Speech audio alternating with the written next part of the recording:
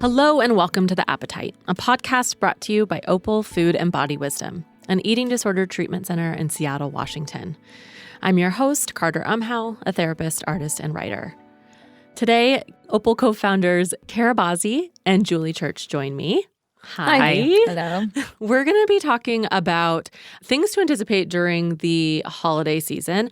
We had an episode that came out just before Thanksgiving that was about different quick comebacks and rebuttals to say or to think about as you encounter some unwanted conversation around food or body-related issues. The sort of like, have you put on some weight? Or, are you really going to eat more of that? So if you want, you can go back to that and find that wherever you're listening to this one. But today we're going to be addressing a little bit more of how to approach food and your body during this time. And movement. Yes, thank you. How would you guys describe sort of some of the general attitude around food and body during this holiday season? I'd start with the first words: fear, compensation, weight gain, unhealthy, indulgence. Those are the words that come to my mind if somebody's kind of battling with the relationship with food and exercise in their body. I would add in like lack of control, out of the ordinary, like timing and scheduling and all that stuff being different too. Stress, general stress, overwhelm. Difference, yeah. Like don't know what foods are going to be there. It's not my normal stuff. Mm-hmm. That causes stress. Yes. And for a lot of people, it's not their normal stuff and they're like really excited about that. Right. And it's maybe one of the main opportunities to get to have some of those foods, or they feel like it's kind of the exception to their regular routine or diet. And that's exciting, but also kind of scary at the same time. Mm-hmm. The holidays also have a really particular sort of density of parties and density of big meals and family time and big gatherings. And that can be a really unique thing for some people. I think because of that, there's going to be a lot of emotion. Mm-hmm. And not to mention just like a different schedule, different routine. Exactly. Yeah. Time off, et cetera. Have you guys thought about some like different ways that you would kind of think about these particular holiday-related challenges, considering that you guys aren't disordered in your relationship to food and body? Like if a lot of people are holding some of that fear, how do you guys see it? For me, because I guess the way that I think of this season, I do think of it's going to, like, there's something that marks it that's different. There are probably, more social gatherings.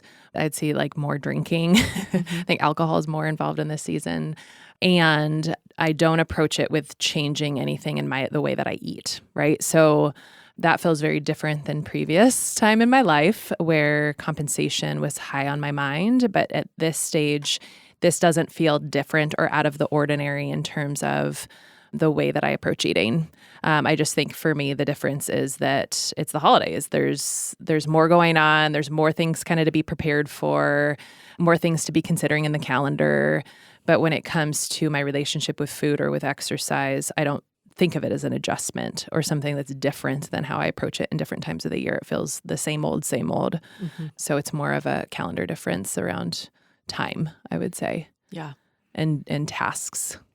I think the anticipation around some of the special gatherings and the special meals and recipes and things like that are present. So then the staples are there, the everyday foods, the access to all that and the routines that I would normally have around how I'm taking care of myself and feeding myself are there. But then I'm also, coming across the sweet potato bake recipe and thinking, let's see, we're going to Costco. So we could get those potatoes, because they would be still good for when I'm baking that. So those kinds of logistics, I guess, and then just like anticipation around the joy of making them or some challenges actually too, like, I want to make that pear upside down cake again that we made 20 years ago and sometime between now and the new year. And just some of those things have been popping in my head more. I also find it to be the fall. So we're talking about more fall and winter holidays right now in this conversation. But in the fall, I find myself like wanting to bake and cook more, just hunker down and be warm. So it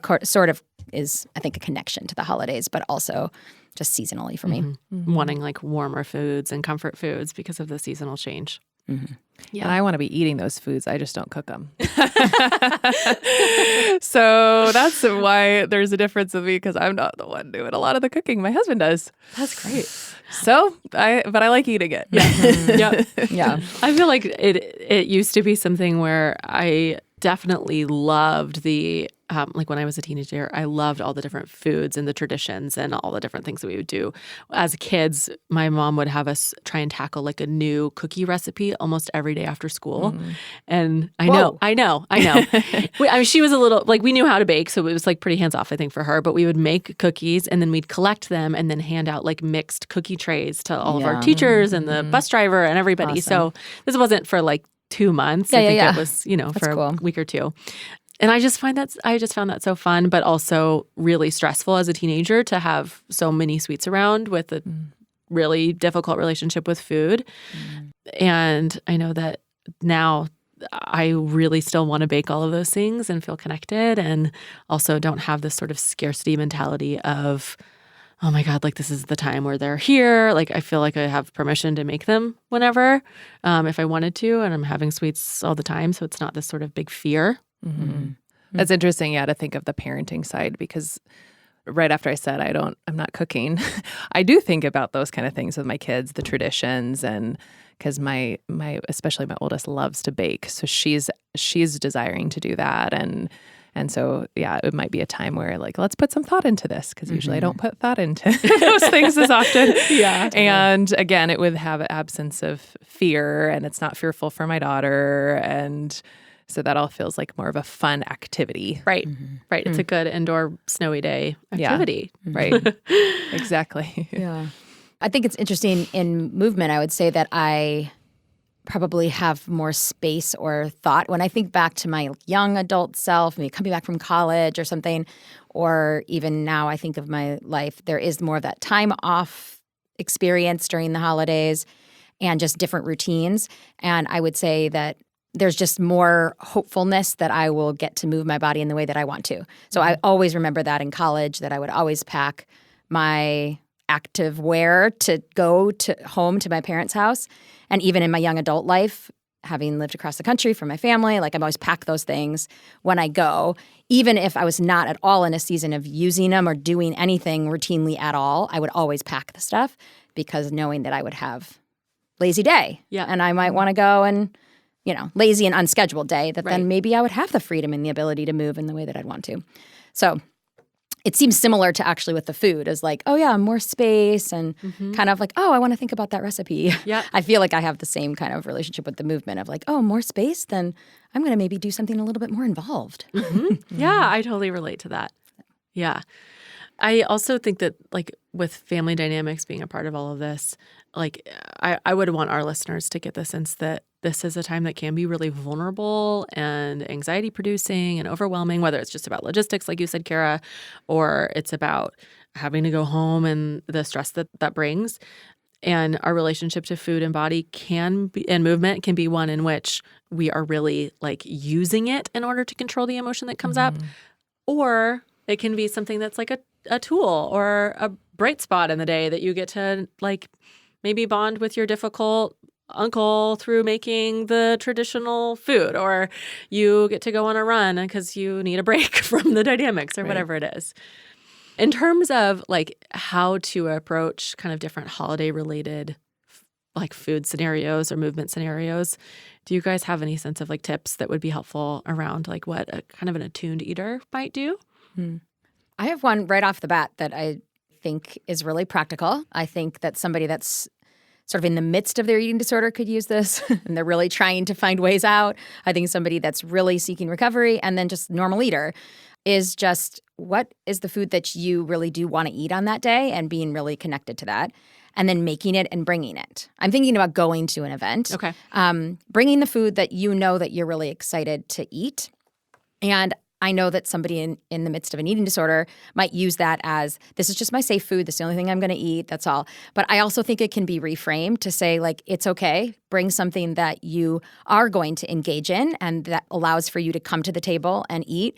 And yes, I would still be recommending to add those other things that also look good. But I just think that that's a wonderfully hospitable, well-received thing that you can do when you go to somebody else's home, is that you bring something. And it's okay if that brings a little comfort. I found that over the course of my experience of being far away from my family and my traditions, that I learned, like, oh yeah, that's right. I can bring the stuff that I want to do and that I want to engage with and eat and enjoy. And it's well received. Mm-hmm. It's also interesting. I was thinking about that in a non-food way too, like especially with maybe a lot of relational dynamics in a family setting, is thinking about what is something I want to bring into that scenario that would give me joy or pleasure. So like if there's a favorite game you have at home, that you bring that game to the family occasion, right? Like that there's some sort of ownership, and maybe it doesn't happen. Maybe people don't want to engage in the game, but that you've put thought into something that you'd enjoy and that you're bringing in. Mm-hmm. But on the food front, I was also thinking of just with schedules being out of whack or timing being out of whack, to just keep eating when you're hungry. Like thinking of getting hung up potentially on, am I having too much food, or I'm going to be eating at that time, so I don't want to eat now. But if you're going into these experiences really hungry because you're waiting until the late dinner or this weird time of having a meal or having food, that's not setting up your body well, and that's not being attuned to your body to be kind of, I don't know what even words you'd put to it, Julie, but like waiting, like it's pushing it up. Yeah, it's so tricky because I know I've talked through this whole like eat. Yeah, you wake up if you're hungry, this, or your routine and your meal plan right now says eat, like eat.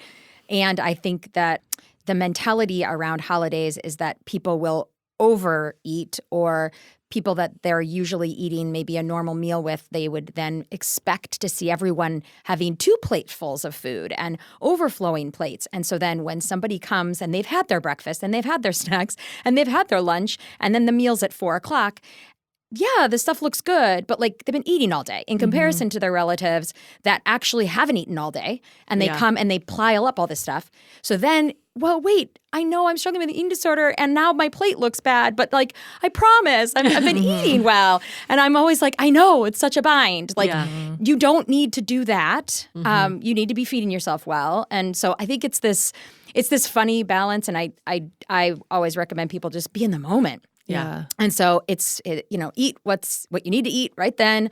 That feels like the right thing. And then when you get to whenever the food is served, eat in that moment what you need to eat in that moment according to your body cues and your attunement.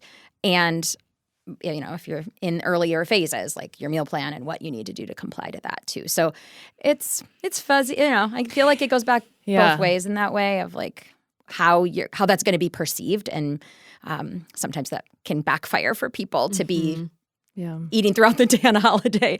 But I'm saying it doesn't backfire truly, but it might need to do some communication, maybe just like a little bit more overt communication with the people around you about the way you're eating and how you're caring for yourself. Mm-hmm.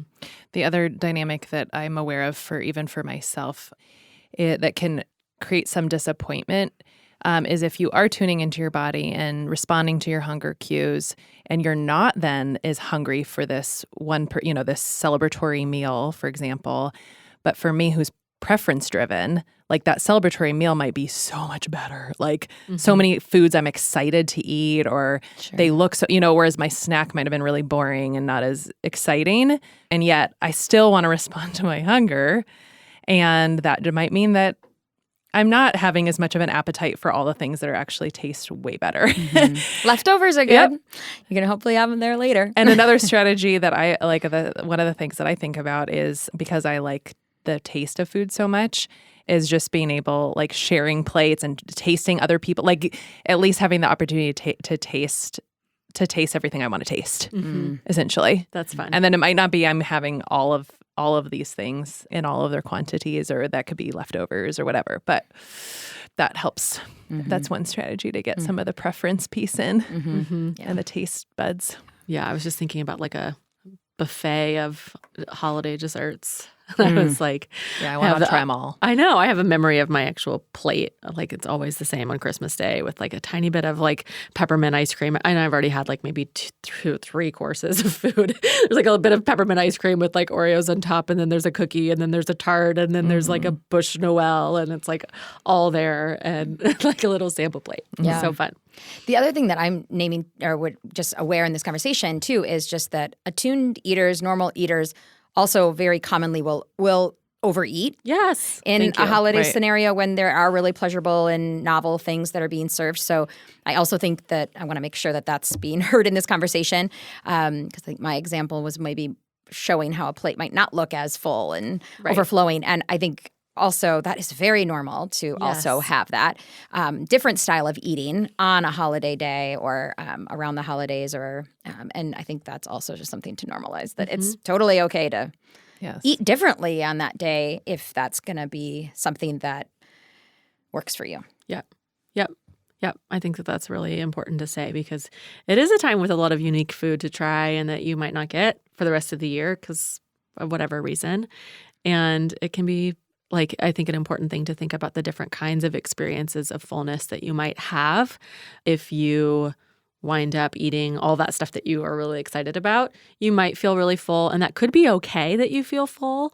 What starts getting problematic is when you are berating yourself for being full or berating yourself for having eaten or equating the fullness with sort of an unpleasurable experience or a sort of label of like having suddenly gained weight from all of it and, then you start spinning. I think as a normal eater, there might also be in preparation for knowing that there's going to be this abundance served in 90 minutes or whatever, there might be a bit more toleration for hunger and the level of hunger that one is experiencing so that it might get even a little bit more on the like, on a normal day, I'd be eating right now and find something, but I know it's coming. And so I think I'm going to just let that happen. And my anticipation builds and my salivation is increasing and my, all those things. And yes, that probably is going to mean I get to eat more later and that's okay.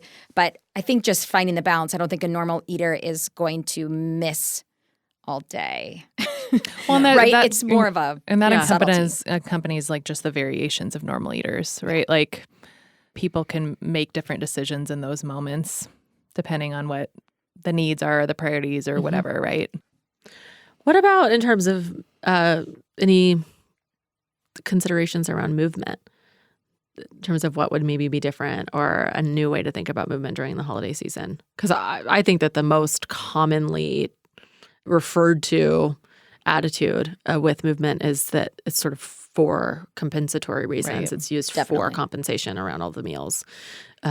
So the new way of thinking about it is it not being compensatory. Pretty straightforward. Attuned. Oh, I want to move too. Go move. And don't want to move, don't move. And in that, like Julie's saying, like what's different in that holiday season that would lead to different desires or different factors with relationship with movement? Like, is it snowing outside and so therefore you can't do certain things because of the snow on the ground? Or you get to do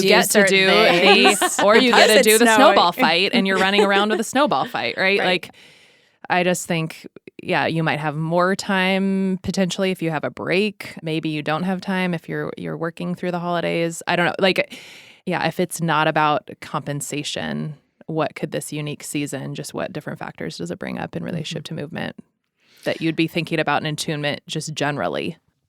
Yeah, I would also say that I have compassion for the gray zone around this and how I know that I'm certainly sometimes in environments where in the midst of the holidays, then there are people that are motivated to move and it is kind of related to the way the day has gone. And it's not specifically about what people have been eating necessarily. People aren't necessarily like overtly talking about that, but they're like, let's get out. Wouldn't it feel good? Like, and I just think that that's a gray area of how, like, what are people's motives? And we can't always know people's motives of those people around us. So I just also think like, hey, like it's the whole like culture around the turkey trot or something like that that's specifically around that has, I think so many people do use it in a disordered compensatory way.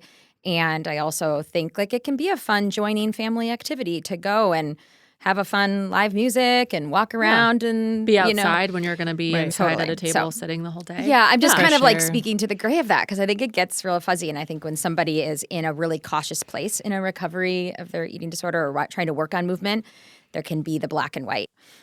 There's just different stuff going on. I find myself like also bringing sort of, running shoes when I haven't gone on a run in like months to my parents' house because I'm like, well, I might have some time or I might get really sick of standing in the kitchen and like talking and cooking and like I might get really sick of that and want to do something totally different than my normal routine, which is suddenly going to include a run or ice skating or whatever it is. Movement can be a fun thing to do socially with the relatives or friends that you're with too. Right. And so then that's the opportunity of like, I always felt like, I want my shoes around or just in case I could go for a walk with some friends or family. I think that this can be a season that asks you to trust your body and your relationship to food in a way that you might not have as much kind of regular routine or control over as other times in your life. And that this is a season that is one that eventually ends. So it gets to be enjoyed. And I hope that everyone that's been listening today can feel a sort of permission to go in the holidays and like get to try some new things, some foods that are really exciting to them, and also like have a relationship to food that is not like perfectly thought out in every single way. Like it's normal to not do everything the way that you thought you would, or to move in a different way, or not move at all, or overeat, or accidentally realize that you went too long without eating. Like it's part of it, and there can be a recalibration after the holiday season, emotionally, physically, all of it, that does not need to be something that winds up being compensatory. Like this is sort of a call to a general trust and attunement of yourself. Yeah, my thought with that too is data collection. I think it can be a time to data collect around who you really are as an eater or as a mover. Like what were some of those pulls or draws, and maybe you're in a place that you might not do it, or you might do too much of it or too little of that draw. But you know what? Like it still could be a moment to data collect, to go, I think I really am a person that likes chocolate. I mean, to even go back to that first question of like, instead of approaching the season with fear, like approaching it, like you're saying, Julie, with it's an opportunity. It could be an opportunity. And if it's an opportunity for data collection, like how cool. Yep. I remember like once I started paying more attention to eating in an attuned way, the question was less about like what's wrong with my body and what's wrong with what I'm eating, but more like what am I actually feeling in these scenarios in which I'm either wanting to restrict or like kind of binging, and what's going on for me in these environments, and how can I address that the next time I come home or go to a party or do whatever that has nothing to do with food, and be prepared for the next time emotionally. Well, thank you so much for joining us today. If you want to follow along with Opal, make sure you're following us on Instagram, Facebook, and Twitter at Opal Food and Body. And if you want to learn more about our community events and our programming for outpatient IOP and PHP treatment at Opal, make sure you go to opalfoodandbody.com. Thank you to Daniel Gunther at Jack Straw Cultural Center for sound engineering, to Aaron Davidson for the Appetites original music, and to Hans Anderson for editing. Join us next time. Bye.